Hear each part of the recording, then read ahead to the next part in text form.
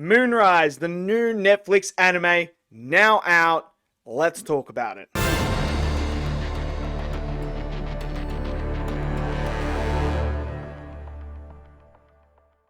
Moonrise is the new sci-fi anime that is out now on Netflix. All 18 episodes are available for you guys to go and check out. And this is one that I've been excited for because I am a huge sci-fi fan and I love anime. Mix the two together, what could possibly go wrong? So the whole idea of this anime is you have the moon and you have the earth. You have humans, AI. What could possibly go wrong? The moon people think the earth people want to kill him. Vice versa. So that's how it all starts. Now, let's get to what I really liked about the show first. So the first thing I must say is the action is unbelievably good.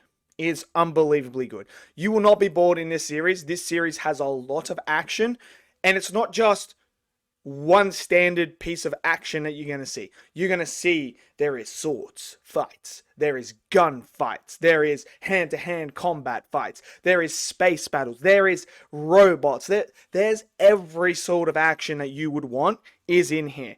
And it is fantastic. It is 100% all guns blazing, and it is beautiful to watch. The animation and the way they animated the fights, gorgeous. Absolutely gorgeous. The colors, how vibrant they were, how they brought these fights to life to make it look like that this was believable, that this was.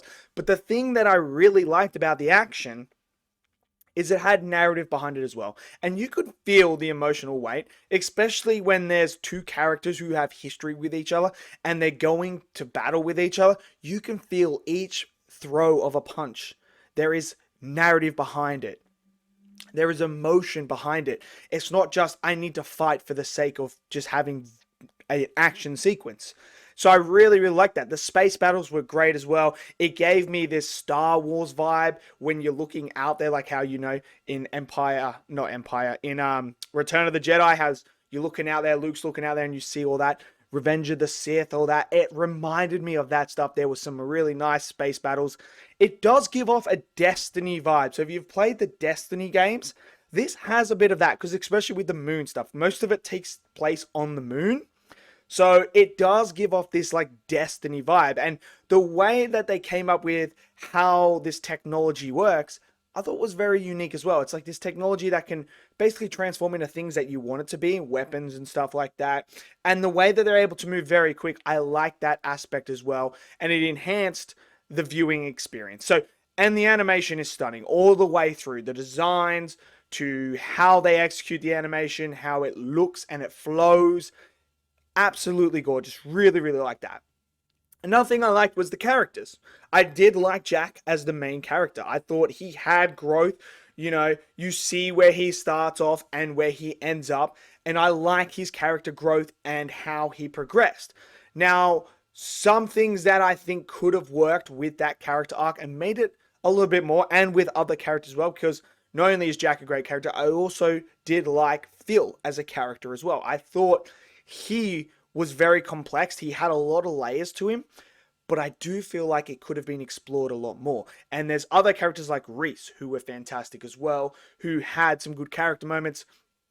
But again, this is where my flaws start to come in, and this is what brings the score down for me when it comes to Moonrise. The story is very unique and I really like it. I like the concept of it, and it is very intriguing. You know, it dives into the AI and the humans against each other. It dives into all that themes. Really does. And the one thing that I think let this down is how the story's put together. And what I mean by that is there is time skips throughout in the episodes, but there are at times where it just feels like it cuts off and goes to another place, and you're like, wait a second, we're in the middle of that sequence there. We're in the middle of that scene. Why are we all of a sudden over here? And then it won't be like another 1 or 2 episodes later where you get back to that sequence and you're like, wait, hold on. So now I've got all this and wait, what? So I do feel like the story itself is a bit jagged. It jumps so many times, and the time skips as well just happen like that, and you're kind of like, oh, okay, so now it's been a year, now it's been this, like what's going on, what's changed, what's happening. So there is that. I do think though that if they re-edited this and move scenes around in a way that I think would make it a lot more coherent and flow a lot more better, I think that would up the score a lot more, because some of the character motivations, they're hard to understand because of all the jumpiness from story to story.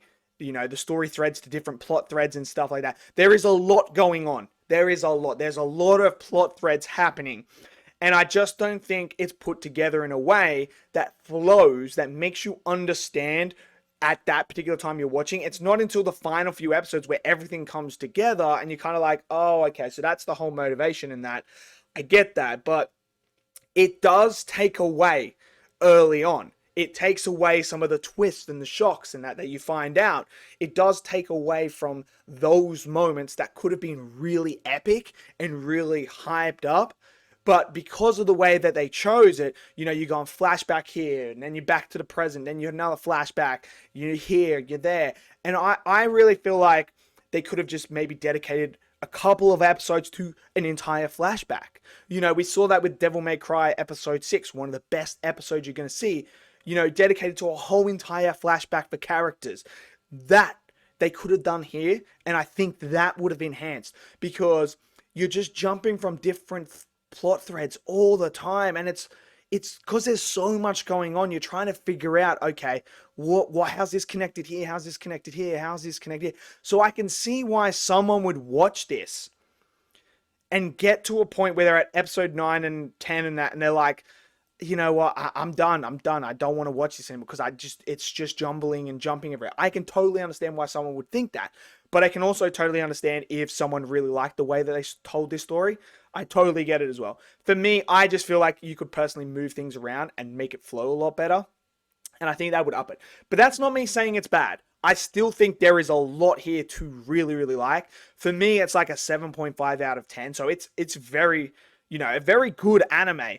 And I want to see a season 2. I want to see another season. I am down for another season.